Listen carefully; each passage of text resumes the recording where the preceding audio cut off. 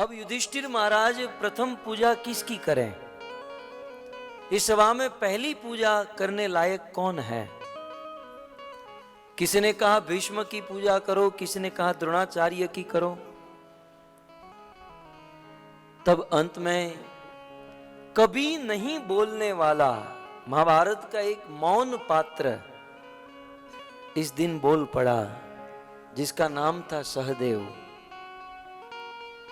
सहदेव जी ने कहा सोचने की क्या बात है भैया, जैसे हजारों ताराओं के बीच में चंद्रमा चमकता है, वैसे हजारों ताराओं के हजारों राजाओं के बीच में भगवान श्री कृष्ण प्रभावित हो रहे हैं। कृष्ण की पूजा करनी चाहिए। और उस समय भीष्म, द्रोणाचार्य, समस्त लोगों ने एक स्वर से स्वीकार किया कि नहीं, प्रथम पूजा करने लायक तो कृष्ण ही है।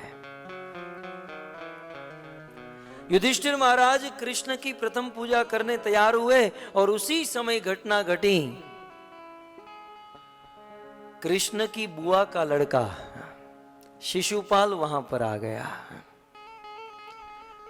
और शिशुपाल गाली देने लगा। बोले ये प्रथम पूजा, ये प्रथम क्या, ये पूजा के लायक ही नहीं है, ये तो कपटी है, ये छलिया है, ये ब्रज में गोपियों के साथ रास किया, न जाने क्या क्या किया, माखन की चोरी की। शिशुपाल बहुत गाली देने लगा।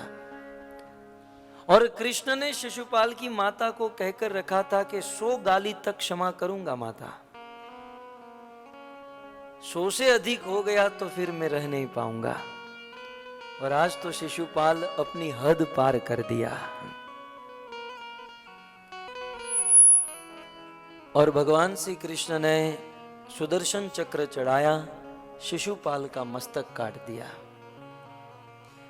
सभी लोगों के देखते देखते शिशुपाल, जो वह आत्मा थी, भगवान श्री कृष्ण के अंदर चली गई। और उसी समय युधिष्ठिर के मन में जिज्ञासा हुई। अब किसको पूछते? बगल में नारद मुनि बैठे थे। युधिष्ठिर महाराज ने नारद मुनि से प्रश्न पूछा उसी समय कि जो शिशुपाल जीवन भर तक कृष्ण से द्वेष करता रहा, कृष्ण को गाली देते रहा, वो शिशुपाल आज मरा तो उसे नरक में जाना चाहिए कि नहीं? जो भगवान से द्रोह द्वेष करता है, पाप करता है, वो मरने के बाद नरक में जाना चाहिए। लेकिन हमने अपनी आंखों से देखा कि शिशुपाल मरा तो वह आत्मा कृष्ण में विलीन हो गई, उनको सायुज्य मुक्ति प्राप्त हो गई। ये प्रश्न आपको समझ में आ रहा है? युधिष्ठिर महाराज ने यह प्रश्न पूछा। तब नारद मुनि इसका उत्तर देते हैं कि युधिष्ठिर, कृष्ण का स्वभाव या प्रभाव ही कुछ ऐसा है कि इस दुनिया में कोई किसी भी भाव से, किसी भी उद्देश्य से यदि कृष्ण का स्मरण करे, कृष्ण का नाम ले या कृष्ण की सेवा करता है, तो आखिर अंततः वह कृष्ण को ही प्राप्त हो जाता है। नारद जी ने एक बहुत सुंदर सिद्धांत बताया कि गोप्यात कामा भयात कंस। नारद जी कहते हैं युधिष्ठिर, गोपियों ने कभी भी कृष्ण को भगवान मानकर नहीं भजा, गोपियों ने कभी भी कृष्ण को भगवान मानकर उनकी सेवा पूजा नहीं की। गोपियों के मन में रत्ती भर भी यह भाव नहीं था कि कृष्ण भगवान है और हम उनकी सेवा करेंगे।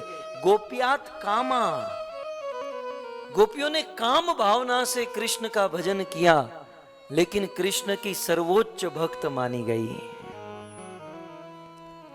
और भयात कंस, और कंस ने भी कृष्ण का भजन किया, लेकिन भयात, भय से। तो इस दुनिया में जो भय भक्ति करने वाले हैं वे कंस के छोटे या बड़े भाई हैं, वो कंस के ही वंशज हैं।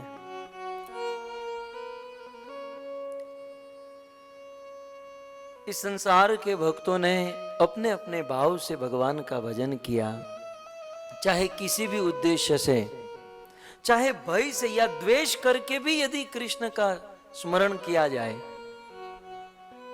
तो कृष्ण यही समझते हैं कि ये मेरी भक्ति कर रहा है।